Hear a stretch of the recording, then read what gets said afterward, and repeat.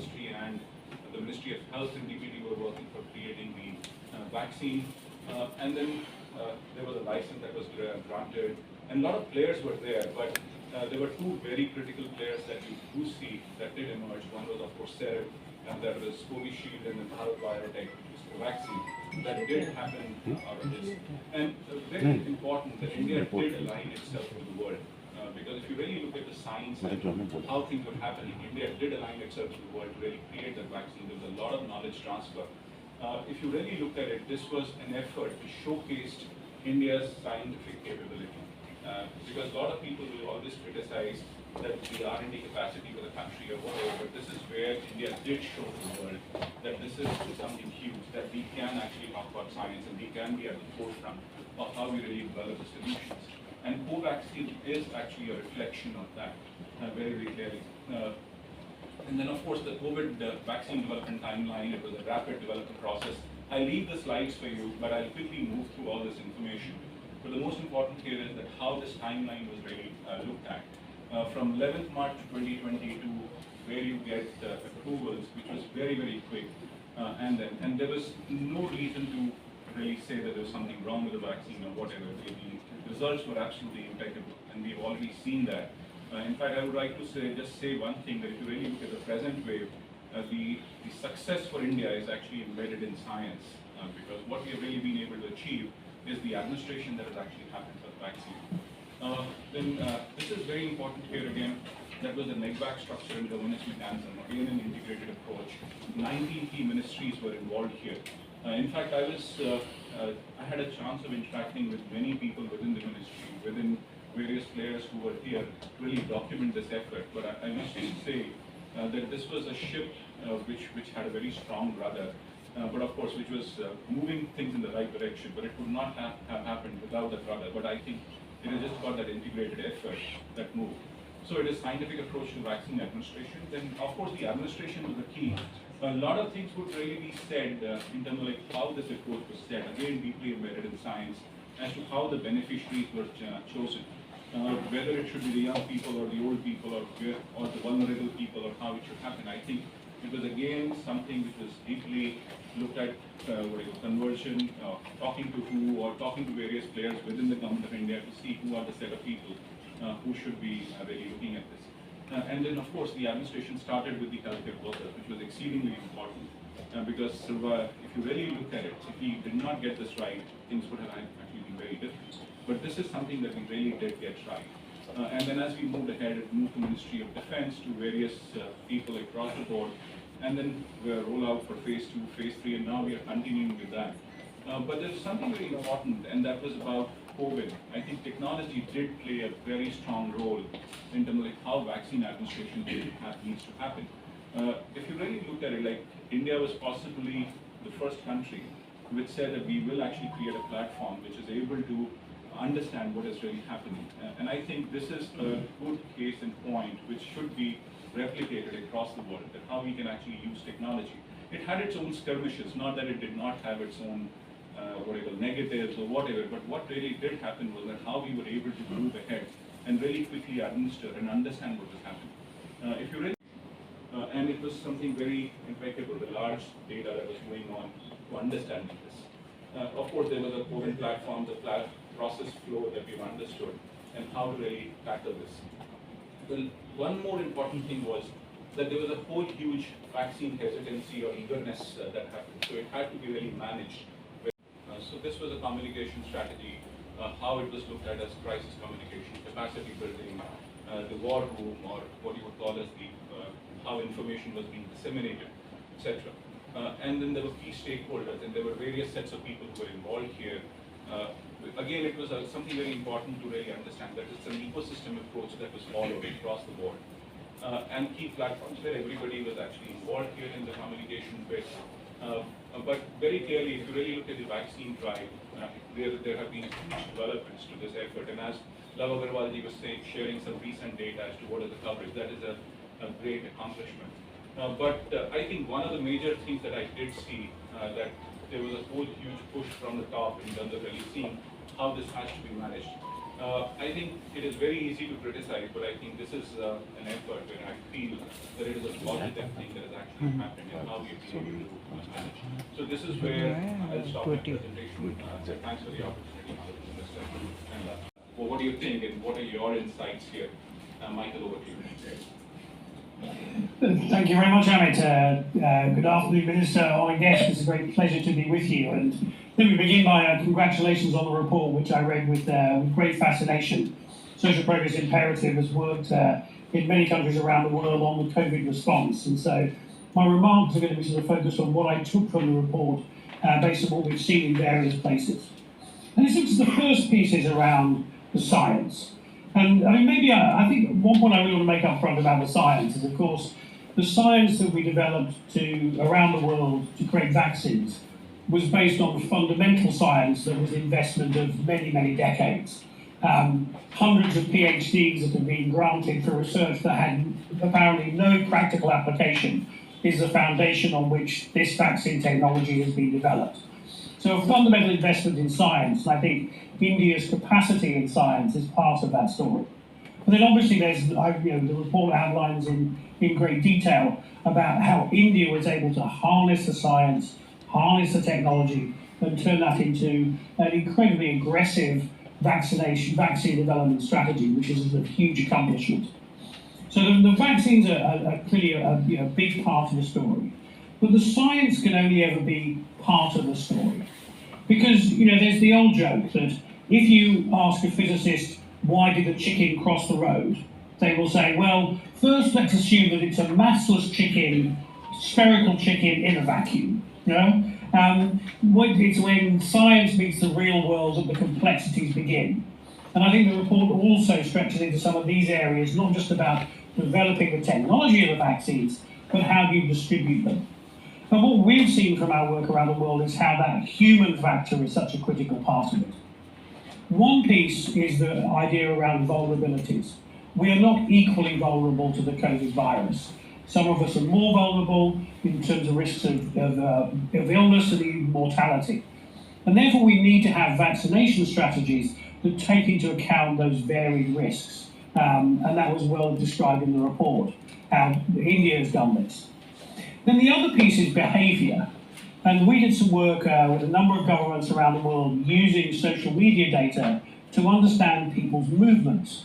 Because of course, the more movement you have, the more interaction you have, the greater your risk of infection. And so, for example, we found that in my home city of London, the people in the more affluent parts of West London who worked in offices could very easily retreat to their office, retreat to their home office, work from home, not interact with anyone. Whereas other people who were working in frontline health services or other essential services in perhaps poorer parts of London were actually interacting with other people a lot more prone to live in multiple occupancy households. So understanding those social dynamics is absolutely critical in developing your vaccination strategy. And so the ability to manage that through this balanced approach around the rapid acceleration of vaccines, delivering those vaccines to in the right prioritized way, delivering those effectively, while also managing other mitigation measures, and also communicating the need for vaccines. I think we're all being concerned around the world around the issue of vaccine hesitancy.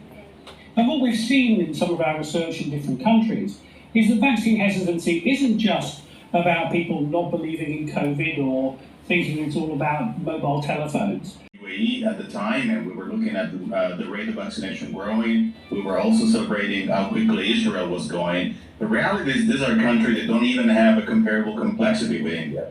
So as much as we appreciate the efforts within the context of reference, it is on India, a country like India, that we really have the testing ground, our ability as society to address important challenges. So first of all, I would say India did not only address the national crisis, it generated a blueprint for the understanding that large-scale problems like this can be managed, regardless of your size, if the right components are in place, which is a combination of culture, determination, and I would say technology. Now, technology is, of course, a collective design. It's a design, an extension of the brain, if you want to say. It doesn't necessarily as an operating principle on its own. But what really impressed me of the effort that also are emerging from the report is the fact that, as we've been hearing more and more, COVID has been an accelerant, an echo chamber, a catalyst. What has COVID-19 been for India? In my humble opinion, it has been a trampoline towards a country that is moving into technology-driven output. And let's try to understand what it means. A country that starts blending science, culture, the normal level of solidarity with technology is a country that is able to address important challenges at a fraction of the time. A company, for example, like Moderna, received the DNA of COVID-19 to the first prototype. Only a few hours had actually passed. It shows you that the opportunity we really have today to think of COVID as the very beginning of an era where we address important challenges can really start by having India as a pioneering country in that sense. So I really see this not only in terms of the success story of how we managed this crisis, but more importantly, and one of the things I learned in another government assignment, what's the next crisis and are we ready for it? The answer is not in terms about preparedness, because sometimes these shocks are coming without any form of warning. But it's more about whether we have built a responsive mechanism that is able to think of shocks, not in terms of a specific single unit, but more as a set of responses that are behaviorally driven, supported by technology, but equally politically cohesive. And I think what the government has really been able to demonstrate is all of this at the same time. I believe India has been a country that has embraced the concept of the fourth industrial revolution even prior to COVID-19. Probably today India is in the fourth industrial revolution in the thinking, which is probably one of the more, I would say, acclaimed success we need to celebrate in ahead of us. Why do I talk in terms of the future? We are clearly a more connected world than ever before. We're not converging, unfortunately, we're still diverging. But convergent divergence can be eventually become a movement of reconciliation towards common principles. What is important is to understanding that our systemic opportunities and our systemic risks are there. This interwoven nature of our society requires countries like India to take supported by technology and driven by political will. I think you very aptly summed the whole thing up. And equally important is the point you mentioned that this is also the efforts taken in terms of vaccination is also celebration of what India has been able to achieve and what lies in store for India for future in terms of taking that leadership. So I think this has very aptly come out, and may we kindly request Mr. Amit Kapoor if you can kindly hand over the report by the Institute to Honorable Minister.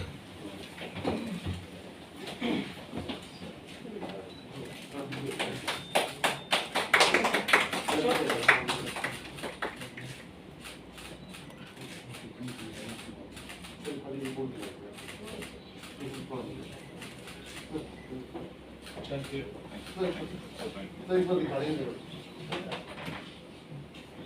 Sir, we know that we could not take your time to read the report in greater details, but a small presentation has also been given. I think as Mr. Mark did mention, celebration of India's vaccination journey. If we can hear some guidance from you. Institute of Competitiveness, Harvard. I'm happy to receive this report from very competent team, and I am sure that this report would have Harvard expert exact fact and figures. This report and the comments in it are very big surprise for me, but I will definitely go to this report and will give my comments and feedback to the institute. I am sure that this report will help the fellow citizen and the world to understand India's vaccine journey and the fight. Thank you. Thank you, sir. And sir, with your permission, they also wanted to distribute a copy of this report to all our colleagues from media who present here. So we will request them to distribute it. And I would also like to thank Honorable Minister, sir, and for giving his time today for this interaction with the Institute of Competitiveness. Harvard University, sir, and we would look for other details, as we said, this documentation is also highlighting the journey, the learning, sir, and these learnings will help not only India presently but also for future also, sir. And as has already been brought out, it also shows India's leadership in so many ways in this whole approach, sir, of the country of size and competitiveness. We would also, on your behalf, I would like to thank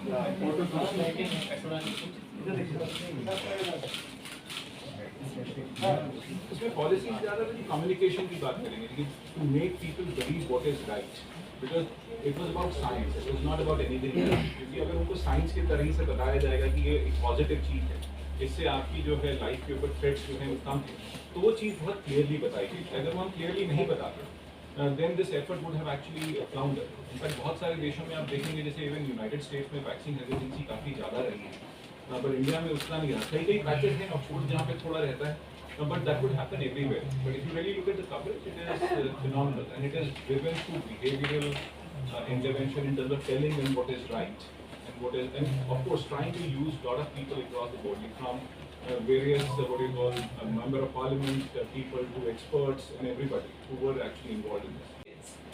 So very clearly, if you really look at the countries in the West, there are people who have implemented vaccines for children between 12 and 18. But again, as Michael Green was also saying, it is about understanding the vulnerable population. I think the major task for all of us was to vaccinate the vulnerable population first. Kids actually had larger or better resilience to the disease. So it makes it very mandatory for us that we should protect the population. The vulnerable population will move ahead.